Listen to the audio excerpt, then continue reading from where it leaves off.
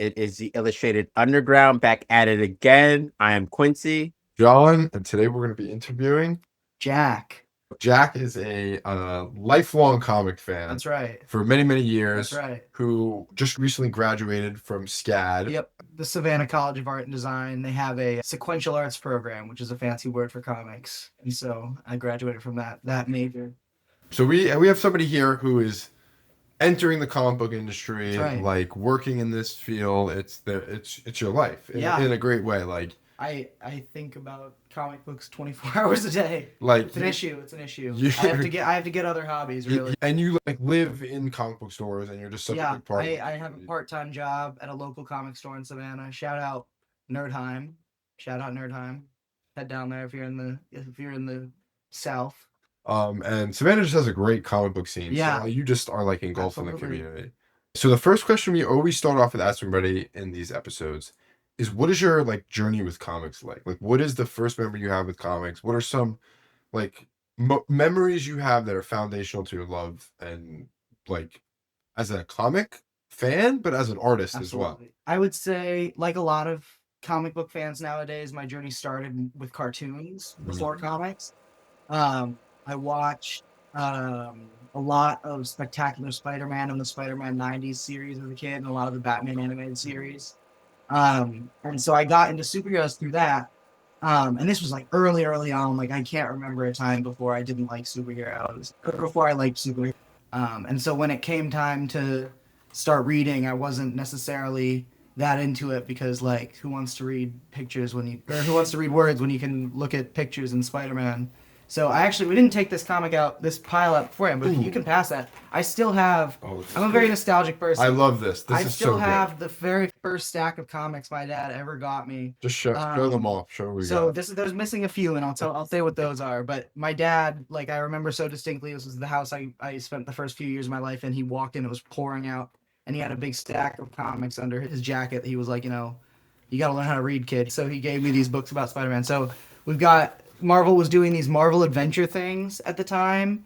So I have two of those in here. I've got this Spider-Man one that had a bunch of short stories, and this Spider-Man, Hulk, and Iron Man team up. They like fight Hercules, I remember. I don't remember a ton about this book, but there was these ones. Oh my god. Ultimate Spider-Man Volume 20. We're starting with The Volume 20. Amazing Friends. Still one of my favorite. I know, listen. Still one of my favorite volumes. I love it. This is Liz Allen turns into Firestar, and she finds out Magneto. Oh no, not Magneto. That the Blob is her dad. That's great. Oh my god. And then, so do you remember that show, Spider-Man and His Amazing Friends? Golden. It's from the 80s. Yeah. I think it was way back on. I like the show. I remember watching it on Jetix, like it used to come on. They had 3 episodes I remember on YouTube of the trio fighting Doctor Doom and like Doomcast or Castle Doom. I remember watching that. It was like a 3-parter episode, I think. I remember watching that a lot. So yeah, that Volume 20 of Ultimate Spider-Man. This Superman Batman Public Enemies book. Great book. This is a great book. Good art. Yeah, good Ed art. McGuinness. It's still one of my favorites for sure. Oh, I love that. This is signed by Jeff Loeb. I think this one's signed by Jeff Loeb.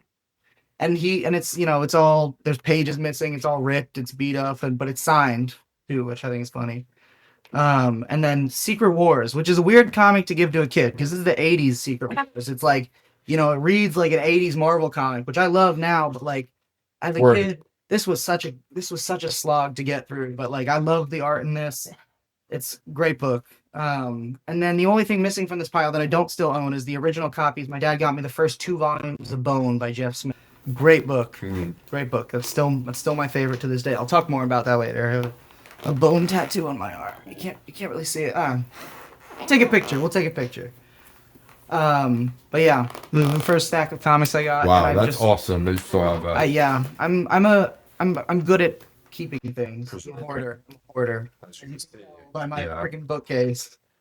But yeah, that's how I got into comics. I've kind of just been hooked ever since. There hasn't ever been a period of time in my life when I wasn't reading every comic I could get my hands on. Do you also have some of your art that you would like to show? Yeah, I can show some of my art off. You can follow me on Instagram for anyone looking or watching. I post semi regularly This is my most recent post. I had to capitalize on the absolute Batman popularity at the moment, so I designed Professor Pig, Absolute Professor Pig. So this one's all colored up and posted on my Instagram, most recent post. So cool. I love it. Fire. I did this at Heroes Con a few weeks ago. I was hoping someone would buy it. It's for sale if anyone wants it. The Flash, yeah. Really cool. I like this one a lot. This one I did like. Oh, I love this one. Kratos and Atreus. This one's also colored and posted on my Instagram. So cool. That's clean. Like I said, my main artistic influences. Can you show that Hulk one? That's my favorite when you're done. This is my favorite one of My Jack's. girlfriend hates this one. Rue? It's not Ruby hates this one. Really? She says she doesn't think it's good. Oh, now that's clean with him and Wolverine and like I the really art like that one. No, she This doesn't one's hate it. amazing. I like this one too. She doesn't The hate it. flurry of That's stuff? I'm making her clean. sound bad. She Yo, put too much that's snow clean. in, and she, No. The snow is perfect. That's The clean. snow is clean. I like this. I would do Oh, this yeah. one differently if I could do it again. This is one of my favorites. But yeah, I love. I see some wow. I see some I never crazy finished- WIPs. WIP. Wow, we're getting some exclusive That's what I'm saying. I content. gotta finish this. I started this one like a week ago and I never finished it, but it was gonna be Invincible versus Thrag. Whoa. Um, So he has a huge comic collection It's in the true. room with us right now. And I told him, Criterion Closet style, go pick comics. that's right. Like if you were here and you were like buying from your own collection, what would you get? And so he picked out a great stack of books that influenced him personally as an Yep. artist, just as a fan and whatever. All right, so first one. The Many Deaths of Layla Starr. This is such a good book. Such a good book. It is written by Ram V with art by Felipe Andrade. Just say what else they've done. Ram V has written a lot of stuff in the superhero world, so I feel like that's a little bit what he's most known for. He wrote a great Swamp Thing book. Detective Comics. He's written a great detective comic. Nocturne. Great stuff. He just finished doing New Gods, which was really, really good. It was my favorite New Gods run that's come out in a long, long time. But I prefer his stuff like this. He did this one, and there is another one with the same artist called Show Rare some love. Flavors. You wanna show some love? Yeah, sure. So Felipe Andrade, as much as I love Rambi and the art rating is 10 out of 10 in this book. Like the art is truly where it shines. The colors are gorgeous. Just that cover even. It's such an amazing cover. And I'll just flip through some of the art and then I'll kind of say like what a little bit it's about. He's got this great use of like oranges and blues and purples, and it's just absolutely gorgeous. So this is the story essentially. It's surrounding Hindu mythology, and the goddess of death is but the pantheon of gods is like an office building almost in the sky. And one day the goddess of death is called into I can't remember his name, but like the top god's office, and he says, you know, the kid who was going to invent immortality was just born, and so you're fired. We don't need you anymore. You know, he's going to invent immortality in 60 years, so get out of here. But she happens to be having a little fling with the god of life. So he said he makes an agreement with her. He says, I'll send you down to Earth and give you the opportunity to kill this kid before he can invent immortality and get your job back. So she goes down to Earth. And this is just the first issue. She goes down to Earth and she's about to kill him, but then she realizes she can't, and she's not sure why. You know, she's death. She's killed, you know, billions and billions of people in her life, but she can't kill this one kid all of a sudden. And she runs out of the hospital that she's in. She gets like, her mind is put into the body of the girl who was about to die. So she comes back to life, and then she runs out of the hospital and gets hit by a car and dies. And that's the first issue. And it's so, so good. It's just a great book about like learning what it is to be human and the relationship that humans have with death. And it's just super, super powerful. Each issue takes place in a different decade of this kid's life.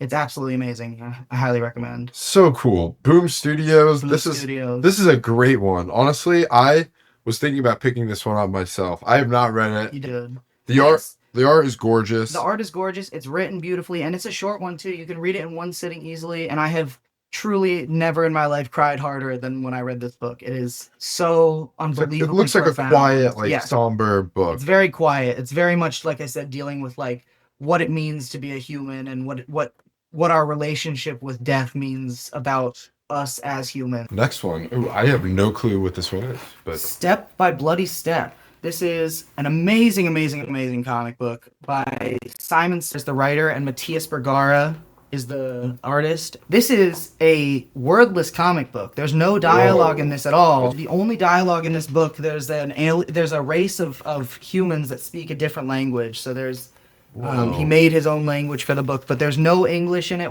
There are no real languages in it whatsoever. It's all told visually. Whoa. It is an absolutely amazing book. It's a fantasy post-apocalyptic world about this little girl who can't speak anything, which is why there's no words. She doesn't know how to speak or read. And she wakes up in this post-apocalyptic world and she's not sure how it happened. And she meets this giant, like, walking suit of armor. And he, like, takes her on this journey through the world to discover then if there's a way they can save it. But it is just Matthias Bergara and Matt Lopes are, in my opinion, one of the best artistic combinations on the face of the planet. It is some of the most gorgeous art of all time. I mean, this is beautiful. It is absolutely. This of a book we're going to talk about later. I'll bring it up later. Yeah, I know. I think I know what you're getting at. Same colorist. Yeah. Which Oh, helps. so that's why. Yep. Oh yeah. A gorgeous book. I highly recommend. Right. And like I said, it's silent, so it reads like I take forever to read this book because the artwork is so intricate and gorgeous. But like you could easily read this book in 2 hours, one sitting, just because it's so, it's paced so well. Matthias Bergara does a great job. They did another book together called Coda, which is more of a traditional fantasy. I also love that one, but this one is just, it's completely silent. Matthias Bergara gets to fully stretch his wings and fly.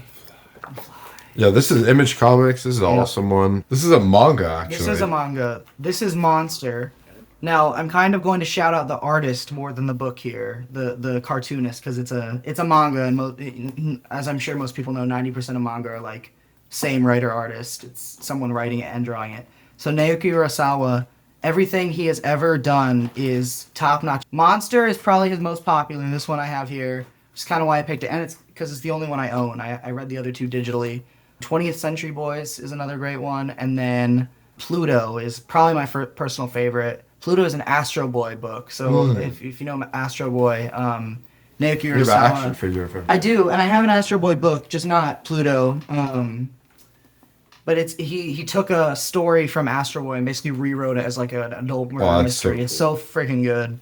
But Monster is just as good. This is definitely the most popular one, most well known. This is about a doctor a surgeon. He's like the best surgeon in Germany, and he saves a little boy. But in the process, he gets fired because a mayor. Shalor. Yeah, absolutely. The art. Urasawa is a master of kind of making you not notice how good of an artist he is. Like, his stories flow so well, and it is not slow at all, but it is 90% dialogue. And normally, as we all know, like, reading a comic with a ton of dialogue can be like a slog and boring. But this, like, the way he panels his pages and the way he lays it out, it never feels slow, ever. And that is just, like, the hardest thing by far to do in comics, to pace your things well and not make them feel boring to get through. And he is just so great at that. He's so great at subtle changes to facial expressions and like capturing like the emotion on people's faces. He's amazing. I can talk about him all night. Monster specifically, like I said, a surgeon saves a little boy, gets fired from his job, and basically is disgraced because he did the right thing. But then 20 years later, or not even, I think it's like 10 years later, this serial killer shows up in Germany and starts killing people, and the doctor finds out that it's the little boy he saved 10 years ago. So he feels responsible for all these deaths because he saved this little boy. So he goes on the run to try to capture him. Oh, because the little boy frames him for the murder, so he has to go on the run, and he has to try to catch this boy and stop him. And it's just such a great mystery. There's so many. Urasawa is very much known for his like mystery thrillers. Like, they always take twists and turns that you wouldn't expect, but they get tied into, like, if you like Severance, I like to say a lot that Severance kind of feels like it's a TV show written by Urasawa. It's that kind of thing. It's a lot of mystery. You don't really know what's going on until the very end. It's very, very good. Or like a Chris Nolan movie, but much longer. Great author. You should always check him out. Speaking of great authors that you should always check out. Tom King. I'm not gonna lie, I understand why that book was picked. I did like that too. Say what you want about him. Oh, Say what you want about All right, Harry Potter. all right. This is a two. All right, this is a twofer. This is a twofer. I couldn't. Yeah. Like I said, those are. Yeah, Looks you like can't go one wrong with if I those owned books. the Human Target, I'd probably Do you own have that Vision? one. I do own. Grab Vision. Grab Vision. Welcome everybody to the Tom King episode. Just for a moment. Just for a just- moment. Tom King special. Tom King. What do we think about it, everybody? Tom King can be really, really good when he wants to be really, really good. He's coming on the show, by the way. Yeah. He's the best He's guy. coming to around. this episode. He's gonna be on in a He's minute. the surprise guest. That's right, surprise guest. Tom King is very, very, very good at writing depressed people learning why life is worth living with amazing artists. And it doesn't always work, but it sometimes really freaking does. The main character of all three of these stories are depressed Yes. and guilty as hell. Yep. Just guilt. And oh god, what came out first? Let's do them in release. Oh, I don't even know. That's a good question. I didn't keep up. 2015. I think I kept up with Supergirl. That must be later. What do I see in there? Oh. Wow. This is, sorry. Wow. Signed by Tom King and Mitch Sheriff. So he's met Tom King. Okay, meet is a strong word. I went up to his table at a convention and You're a fan. I'm a fan. I wouldn't have picked 3 of his books. No, if I no, wasn't. no. I said fed. Oh, I'm a Fed. Yeah, that's right. Yeah. That's right. Felt like he's impressed. This is 2017. I think it's this. So Vision is actually low key. These two are I'm between these two for Tom King, but all three are great. I think I'm leaning a little bit more towards Supergirl just because of the art. But I think, This is a horror story. Though. yeah, oh yeah. I think here, show the art. Yeah. So this one is loosely what WandaVision was sort of inspired by. I say that very, very. This is so much better. This is this is much better. This is based. For You know, sure. Vision makes a family for himself, and it's sort of like a Catholic allegory for like what religion means to these robots. It's really good. It's really weird, but I love it. I think it's a great freaking book. It's a horror story. Yeah, it's a horror. It's not. Vision It's story. really not really a superhero story. It's like learning like what like without being too protected. It's like generational trauma. Like what did he inherit from Ultron, and what did Ultron inherit from Hank Pym? And it's like he's trying not to give that to his kids, but he can feel like the evil. It's very good. It's a very good book. And it's not about it's one of those books that this is a very common theme as we've seen in like all superhero comics, but it's the superheroes when they're not on their day job in the moments between them saving people. Like he's kind of like doing mundane Yeah. stuff. His Yeah. his family are not all heroes. He's I got think the that's when Tom King is at his best when he tries to make like I think that's I don't know. I haven't read his Batman run because I've heard it's bad. But I've read some of it. What have I? Oh, I've read some. Oh. But I from what I've heard, it seems like it's because he tried doing too much. I think he's at his best when he's writing stories about superheroes saving one person or saving their family or saving themselves in the case of Mr. Miracle. Like Batman saving the city doesn't play super well. Superman saving one little girl from the reaches of outer space does. Mhm. Supergirl helping one girl learn Okay. not to take revenge. So, little thing about this. The movie came out. This is being recorded on June 29th. We're seeing the movie We're seeing tomorrow. it tomorrow. Quincy's probably going to see it soon. So from what my friend said, obviously no spoilers here, but from what my friend said, he said it's a good movie. It is not at all an adaptation of Woman of Tomorrow like they advertised. He said that there's like 4 Yeah. things taken from it and everything else is different. So I'm gonna go in hopefully hopeful.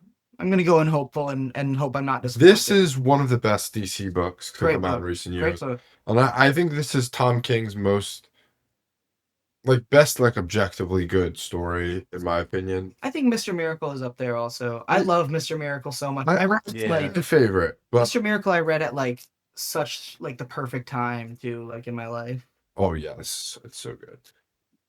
Nah, like saying about Mr. Miracle, like I feel like that's definitely an emotionally resonant story, especially with me, and especially like with like just like stuff within the mental health field that I've done and Yeah. like, and masking and stuff like that. Right. Like it's very powerful to see like this person, like when we think of superheroes, like I know speaking of Tom King, he was trying to do that like mental health aspect with Heroes in Crisis. Yeah. Like who is the person behind the mask, behind the suit, behind the Right. like who are these people? Like actually, right? And I understand Heroes in Crisis was a little bit skeptical Mhm. and like divisive amongst fans. I understand what he was trying to do with it, Yeah. at least or whatnot, like at least with Wally and stuff like that. But like I feel like with Mr. Miracle, it just hits different. Yeah. Because like, Yeah. he's a new god, but he also has like celebrity status going on, right? Like I said, And then literally That's his best book. It's my Mr. it's my favorite. yeah. I think he definitely, like I said, he tries, when he tries to do too much, it can fall flat a little bit, which is why I don't love Heroes in Crisis, because I think Mr. Miracle, it's one man and his family trying to, get better, and Heroes in Crisis is kind of like everyone in the DC universe trying to deal with their emotions, and he's like, his writing, in my opinion, shines when he has the space to, take 10 pages to just give two characters a conversation. He'll make the dialogue say one thing and the art will be depicting something completely different, and then when you put them together it means a third entirely new thing. I love the sequence in Mr. Miracle where you try to rub off my signature. Like, I love the sequence in Mr. Miracle where they're fighting in the hallway full of the demons. Parademons. Parademons, thank you. When they're fighting the parademons, but they're talking about how they want to redecorate their living room. And when you kind of look at it together, it's like it's so good. With like such like a I was like shocked Oh, by yeah. the I knew vision. nothing about since I read this, I've read Jack Kirby's Fourth World. And I love that stuff, but I didn't know anything about Mr. Miracle when I went into this, and it was what an introduction. Let me just say something. Say If something. you think that Thanos is better than Darkseid, get out of here. I don't know. Darkseid is scary as hell, and I would rather fight 3 Thanoses with the Infinity Gauntlets than deal with one Darkseid with the anti-life creature, because that shit is scary. Yeah, Darkseid is. Yeah. It's like depression that like envelops That's right. Mr. Miracle, and he doesn't realize it until Yeah, it's too late. yeah. That's so So good. Such a great book. Before we move on, since those are the DC books that I picked for my bio, I'm gonna give a shout out. Where it is. My dad has my copy right now because he's reading it. I lent it to him. So I don't have my copy. I just have the dust jacket because I don't lend people the dust jackets. DC New Frontier. This, bar none, in my opinion, the greatest DC comic ever made. It is so freaking good. It's by Darwin Cook, who he's most known for having a big hand in the DC animated shows, specifically Batman Beyond. But he is just such an amazing artist. He is such an amazing storyteller. It is top-notch storytelling. I've never been so hooked on a book. And if you've ever read a comic, you could read it. Yeah, it is. So he does this very interesting thing where he tries to keep most pages in. So Watchmen is famous for the 9-panel grid. New Frontier he tries doing the 3-panel grid where it's just 3 panels stacked on top of each other. So you have every page has a setup, a beat for taking a moment, and a punchline. So it's sort of set up. Each page is set up in a way like a joke, or it's the same beats as a horror movie. You have the setup, you have the beat to take a breath, and then you have the jump scare or the scare. He is just so good at using that format. And this book is, I wish I could flip through the art and show some of it off, but I don't have my copy on me, unfortunately. The way he handles politics, and it essentially is like a history of his own version of the DC right. So universe. So if you know nothing about DC, it's a great starter. Yeah. It basically, his thesis statement with it is documenting the change from the golden age of DC with Superman and Batman and Wonder Woman to the Silver Age with Flash and Green Lantern. And in this case, he focuses on Martian Manhunter as the third. You like Martian Manhunter? Because his stuff, Yeah. absolute Martian Manhunter, he's big in that. He's almost like one of the main characters. Hal Jordan is. Hal Jordan, Barry Allen, and Martian Manhunter. Yeah. 3, yeah. It's documenting the change from the golden to the Silver Age, but also documenting the U.S. history of the time. If you love kaiju, Power Rangers, explosions, actions, awesome things, but also like... Wait, that's spoilers. That's the second book. Come on. I thought I had the first one. No. Classic. Black. Classic John. So good. James Herron is the writer and the artist. The art is absolutely perfect. 10 out of 10 in my opinion. He is my favorite artist of all time. He's so good at drawing energy. He's sort of like, I would say he's a combination of like Jack Kirby and Mike Mignola, who did Hellboy, and Ryan Otley from Invincible. I would say if you put their art together, you get this guy, and he is just so unbelievably Creepy. good. This is so good. So this is a nasty. his idea is basically taking Jack Kirby's The Fourth World and mixing in Ultraman kaiju fights and a little bit of body horror, and that's the thesis statement of the book.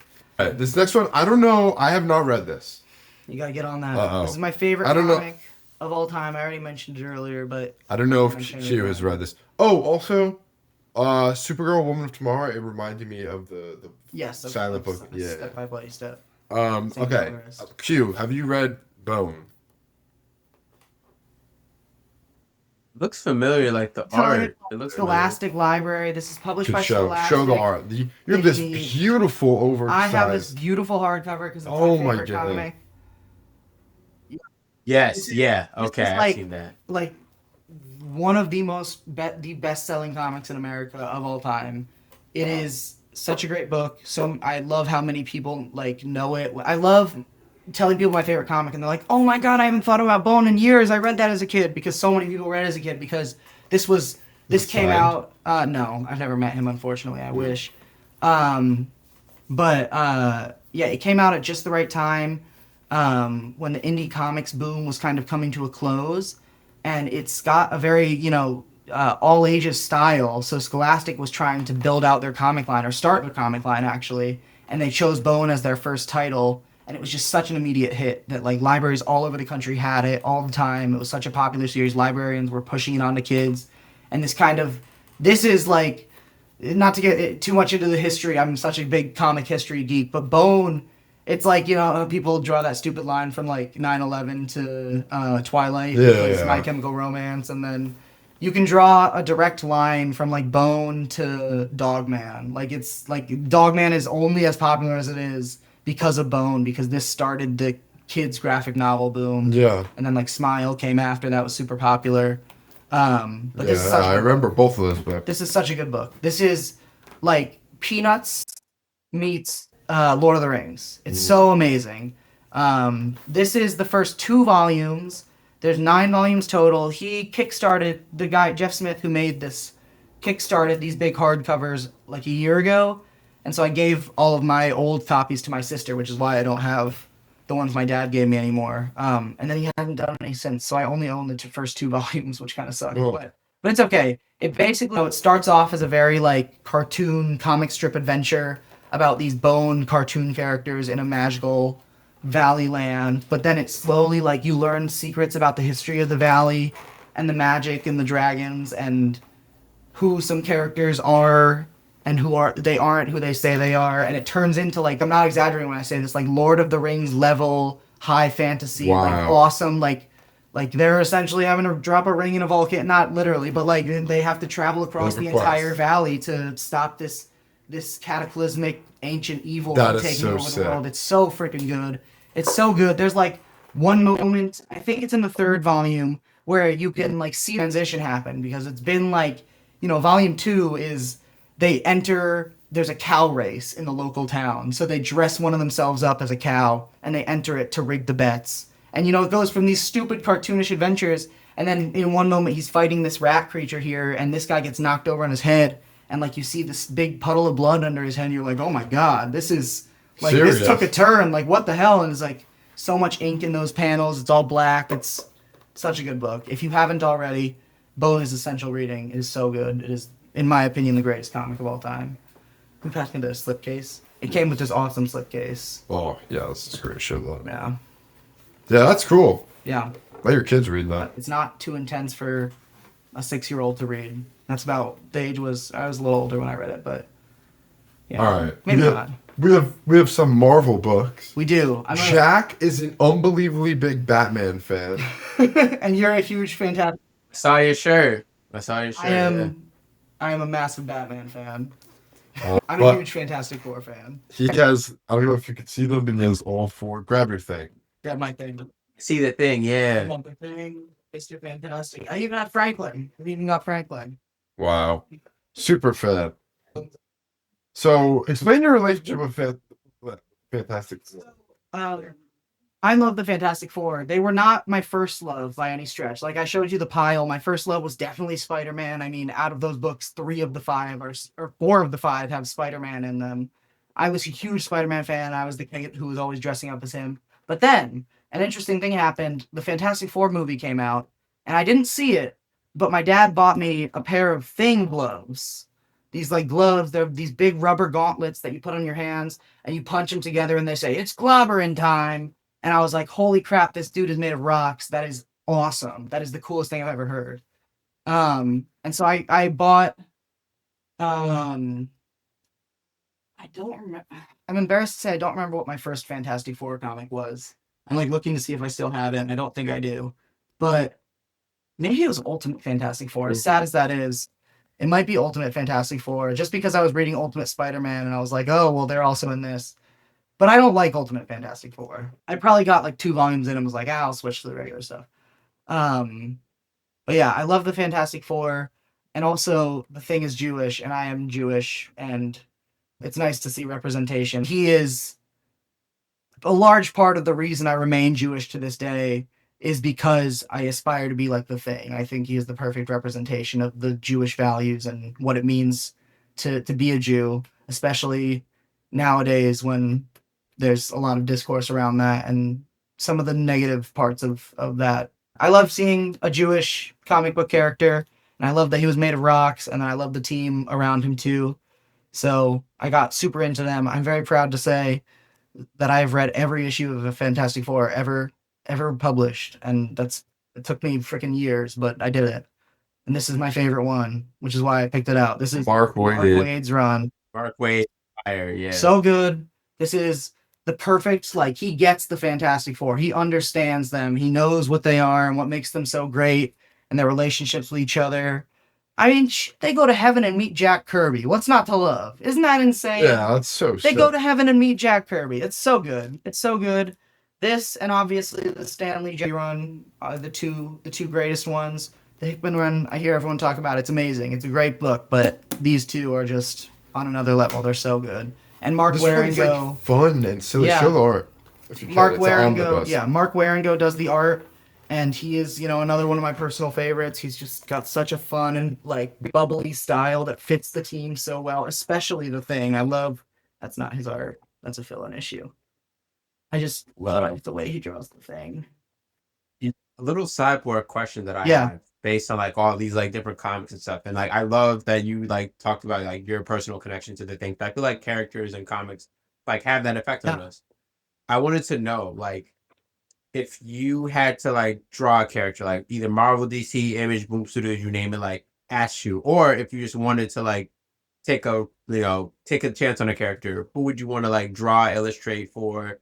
Professor Pig. I think of that. I'll show that later. Okay. That's a good question. I don't know. My gut says Spider-Man, but like it depends on if I can, like, I don't have very much interest in writing the Amazing Spider-Man, like a mainline Spider-Man book, because everyone knows notoriously like editorial on that book is so strict. They're like, you can't do this, you can't do that, you can't, the big one everyone says, you can't make Spider-Man happy, you gotta have him getting cucked by this other Paul guy. Like, I don't want to write a story like that, but if I had the opportunity to do something like, I know we talked about this yesterday, you don't love it, but like Spider-Man Life Story, I love that book. No, I like it a lot. I just don't think it Yeah. sticks to landing. Sure. I don't agree with it, but then we can talk about it. Yeah, Spider-Man Life Story, Spider-Man Blue. Like, if I had the opportunity to do like a self-contained, like just fun, my own way Spider-Man story, that would be the answer. If not, it's the Thing, because they're not going to be as precious with what I do with him, and I can do a little bit more of what I want because he's not as number one. Spider-Man is their guy. Yeah. Very, very protective of what he can and cannot do. You would do a Thing miniseries. I would love to do a Thing miniseries. That would be awesome. Yeah. I would They need a good Thing miniseries. I think it would be fun to do That was cool. Savage Land fighting dinosaurs. I think that sounds Would pretty be. fire. And having to like survive in the forest. Dope. With no dialogue. Marvel. With no Give him- dialogue. give him a bro. Lockbeard. No dialogue. Rockbeard. Marvel, call me. Rockbeard. If you're watching this, Mr. Marvel. Rockbeard. Yeah. I don't know. I can't decide if I like the Rockbeard or not. I think it'd be funny. Yeah, I do. I like that. You could have it for a scene and he like chills it all. Yeah. Like in the movie, he sands it off. He does that. Yeah. Did you not see the movie? I did see the movie. I don't Yeah. remember that. I liked that bit a lot. He was sanding off his Rockbeard. Did you see the movie too? I didn't, and it's not because I don't know. With the Fantastic Four, it's like I've had a like so relationship. Like I want to get into the stories. Like I've read like I think a couple issues of the Mark Waid run. The Fantastic Four is a team. Like I feel like when it comes to science, multiversal stuff, like I feel like it's great, Yeah. cool. I mean, I'm pretty I don't know. I just never if really. I like stuff like that. Jack Kirby stuff in general. Um, Oh no, I love his New Gods. Yeah. yeah, So I get that. You know, Fantastic Four. It's definitely I can be objective and I can say like yeah, X-Men comics are probably better than Fantastic Four comics, but I love them. I think ooh, X-Men. I love X-Men. I know you do. I'm an X-Men guy. I know. I watched the episode. Um, but yeah, I like the cosmic stuff. I really love the like family aspect of it. I love Cosmic. yeah, I love it. It's great. There's Fantastic Four. Yeah, Fantastic Four, they're interesting characters. They're hard to nail. The movies have been rough, but the comics have been good. They're very science fiction-y, I think, but like with fantasy elements and whimsy. The movie, I was like, I thought it was fine. I'm just such a big fan of the Fantastic Four. I'm never gonna be totally pleased with the movie. I like the '90s one that was unreleased. If you're that Oh deep into the yeah. lore, yeah, like they're Richard Donner directed a Fantastic Four movie in the '90s that Marvel made solely so they could keep the rights to Fantastic Yeah. Four. They never put it in theaters. It's a great freaking movie. It's a really good movie, and we've never gotten anything as good as that, unfortunately. I like the new one to an extent, but it wasn't what I wanted necessarily out of it. This is the first comic I ever kept up with for real. Like I said, I bought volume 20. My dad got me volume 20 from a comic store. It was like what like this is the new volume of the week or whatever. And so I was like, "Oh my, here, if you can actually grab me that, let me know what issues are in it on the back. It should say on the bottom." 118 and 122. So I believe that so- was towards the end of That was definitely towards the end of it because I know I read Death of Ultimate Spider-Man. That was like 20 issues after I started reading it. I read it backwards. I read from that volume on, and then I was like, this is really good. And I actually spent years and years. I have it under there, but I don't want to pick it up and show it. I spent years and years collecting. I have almost the entire run in single issues. I love this book. It's such a personal, like Amazing. you said, it's such a personal favorite. It's just it's the perfect Spider-Man book. It's absolutely it's one of the amazing. perfect comic book Yeah. runs ever. Yeah. It just works throughout. It's like you're watching a TV show. Yeah. It really just feels like Just- you get so invested in so the good. characters' lives. And Spider-Man is just at his like he's simple, he's young, Yep. it's fun, it's a reinvention. A little bit of a hot take, like the first 6 issues is one of the greatest superhero origin story Amazing. books ever. It's amazing. I think- love it. I think it's definitely like you hear the critique all the time that it's written for the trade. Like not a lot happens in an issue because It is because an they issue is write- an episode of a TV show. This is like a TV show Well, vibes. I guess that's what I'm saying is that like they wrote this this is right after Marvel started printing every book they had as paperback. Yeah. You know, before For the trade. before the Ultimate Universe, they didn't do very much paperback printing because it was seen as lowering the value of the single issue. You know, if anyone can buy this issue and read it, why is my copy worth something? And unfortunately, in the coming out of the '90s, like that was the mentality. It was for collectors, not readers. So they finally started printing paperback books, and so they were writing stories intended to take place over the course of 6 issues. DC as well. Yeah, everyone at the time. Yeah. Public Enemies has the same exact quote unquote issue. I had no problem with it because I was reading it in trade paperbacks, as a lot of people were at that time. So it didn't affect my reading. Still do to this day Exactly. because it's See, most people. admittedly more convenient and cheaper. Yeah, and it's not necessarily in the paperback format because I read it in most recent time I read it was in an omnibus, but it's just I don't have to wait a month to read another issue, and it can be disappointing sometimes when you wait a month for an issue and then nothing happens because they needed to Hush too. Rush 2. Yeah, so I get the critique, I see it, but I think reading this in the way that they intended it to be read as paperbacks, as like each 6 issues is an episode of a TV show, I think it's one of the greatest superhero comics ever made. Every like villain is just like done Yeah. to perfection in the end. Amazing. Like I really just love every moment, especially with this first omnibus that you pulled out. Like Yeah, I can't think of a bad issue. nice bookmark.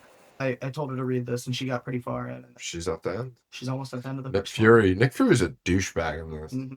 Cecil Stedman in Invincible reminds me of True. Ultimate Universe. that's Nick fair. Fury a little bit. But yeah, this book is so good. It's And you get so got its like issues, but it's just so fun and such a good time and such a quick read. You can read all of Ultimate Spider-Man in less than a month, and it's 145 issues. The longest partnership between a writer and an artist in American comics ever. Have you read Ultimate Spider-Man, Quincy? You, of course, have.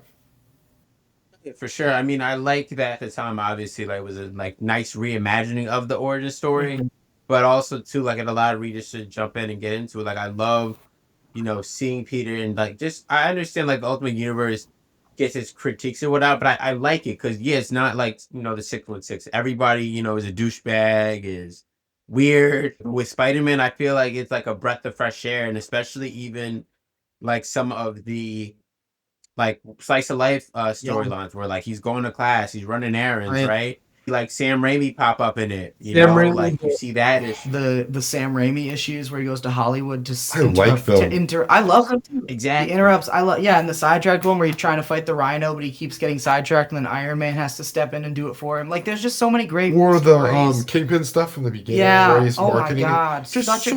Such a good thing. Yeah. You can give it. The body switching. Yes. Yeah.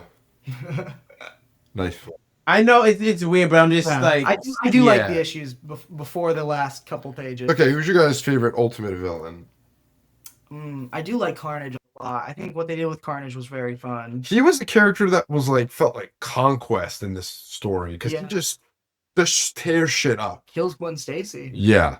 I love Carnage. I love in Ultimate Spider-Man the Clone Saga.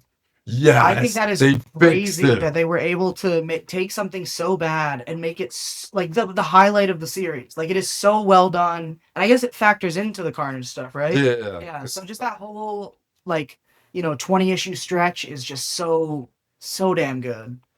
And I love Doc Ock in this too. Craven's awesome. The Enforcers, I forgot about that. Green Goblin, man. Green Goblin is my go in this. He's awesome. Ultimate Spider-Man is just a trip. So good. Truly one of the greatest American comics, like superhero comics. Few decades. And it's good from start to end, pretty much. Yeah. Until the end. I love it.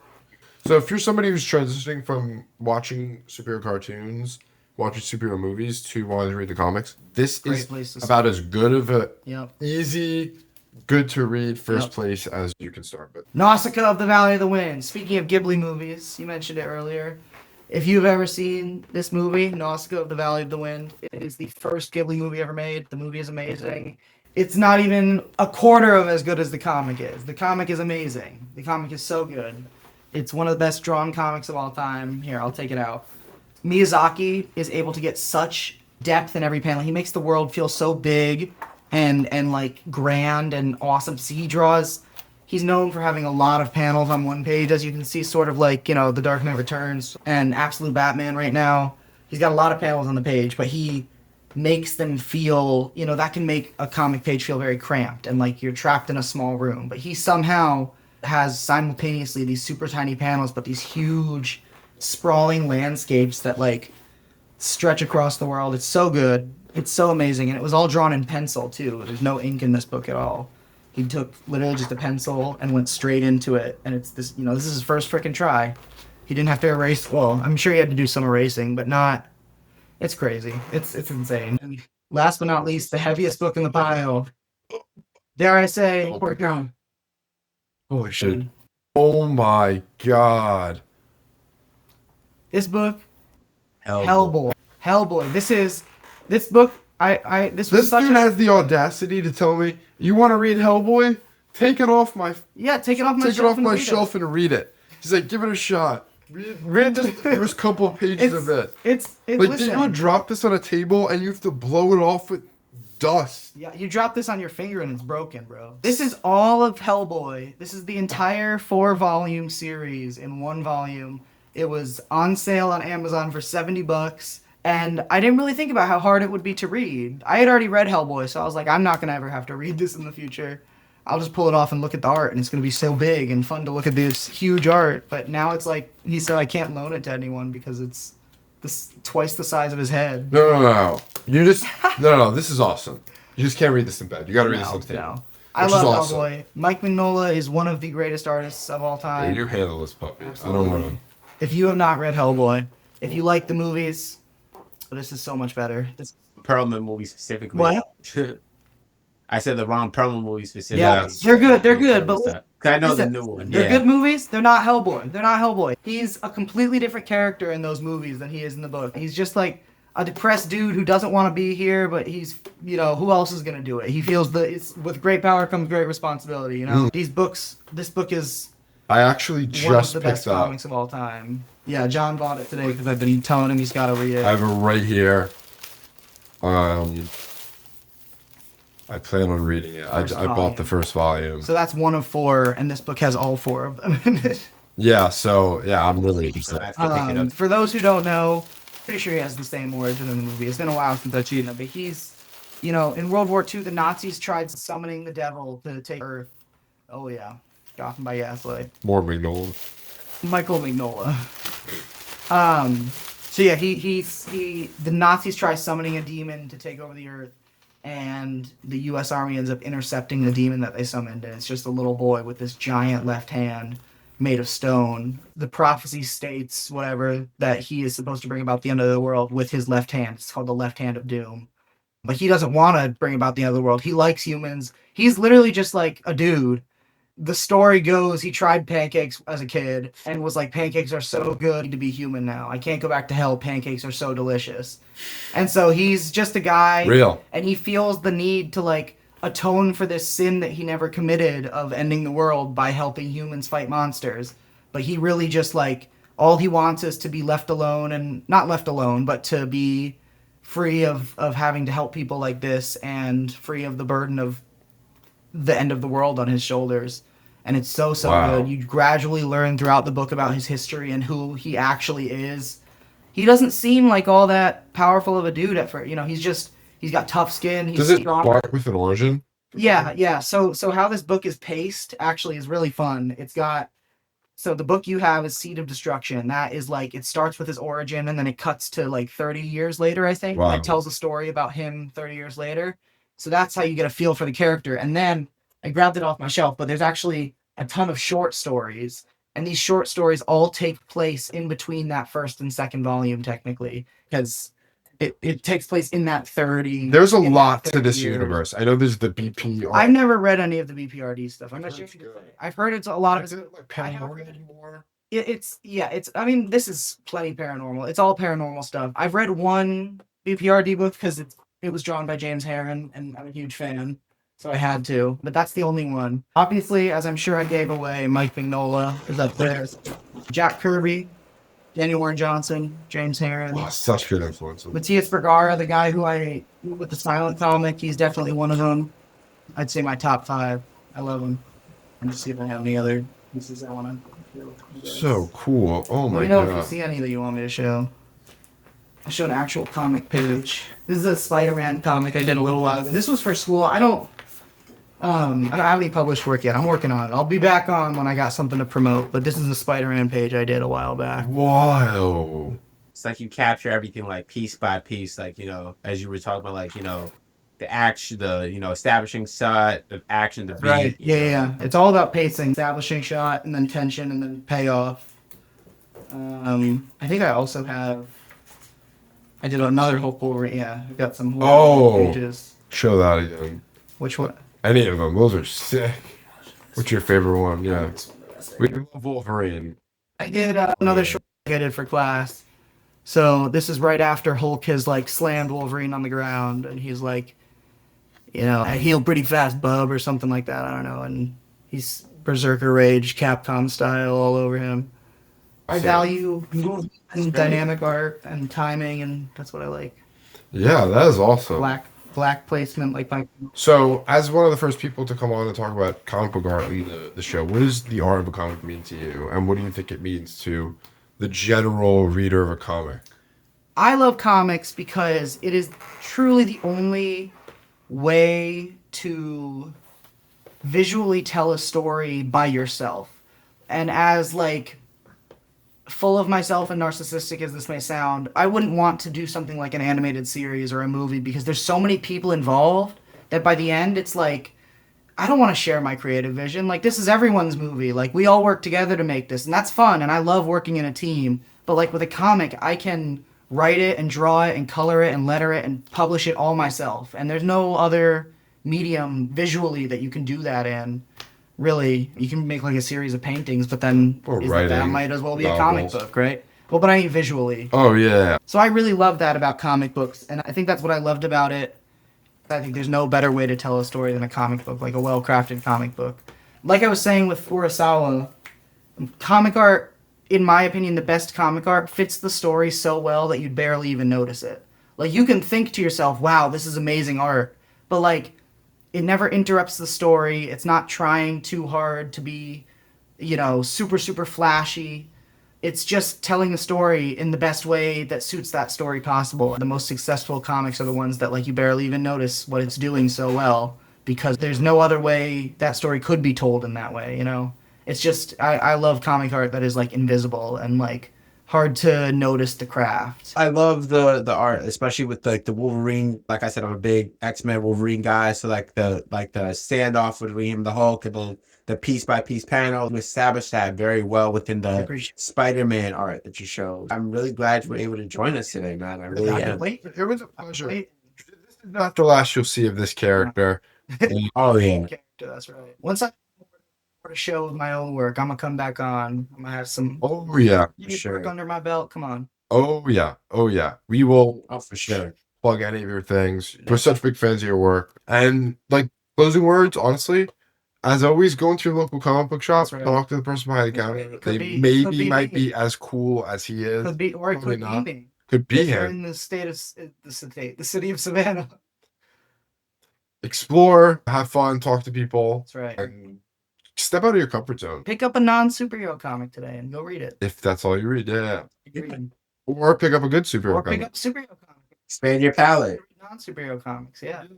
Underground signing out. Another great episode. We will see you again very soon. All right, guys, signing out. Peace.